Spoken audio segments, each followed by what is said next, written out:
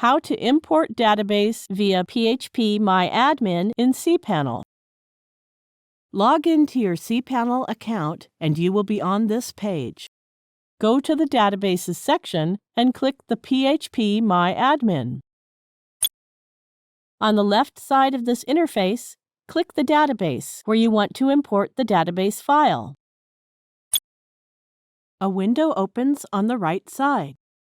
Different options are available to perform various operations on the database. Go and click the Import option. Some boxes are already checked to complete the import process. You may uncheck them as per your requirements. Either you can drag and drop the file or you can browse your computer. Let's click the Browse button. It opens a browsing window for the computer. Select the file you want to upload. Click the Open button. Here, it shows the name of the selected file. There is also a limit of 500 MB that is enough for this SQL database. Now scroll down and click the Go button.